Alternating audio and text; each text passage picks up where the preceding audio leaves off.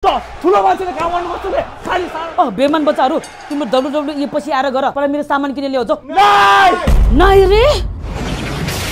तिमीलाई मैले 9 महिना कोखमा राखेर दिन रात नबनेकिन तिमीहरूको दाइपर छिनछिनमा फेर्छ यही नाइ बनेको सुन्नको लागि हो ठिकै छ ल लिएर आइदिन्छ ल ज्ञानी बच्चा ना सामानको लिस्ट न धेरै कस्तो हुने मम्मी अझ सामान छुटेको रहेछ 2 बोरा चामल भनेको न अब त ल्याउँदैन मम्मी कस्तो ल ल्याइदिन्छ ना लिस्ट खै त मेरो सामानहरू चामलको बोरा खै ल यो स्कुटर चाहिँ कहाँबाट ल्याएको नि यो त स्पोन्सर्ड हो भोलि फिर्ता गर्नुपर्छ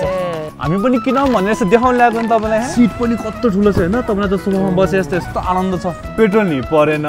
म्याप हेर्न फोन पनि निकाल्नु परेन त्यसमा तपाईँले त्यो फोनमा म्याप हेर्न आउने होइन के अरे बेमान मम्मी म पिटिदिन्छु यसलाई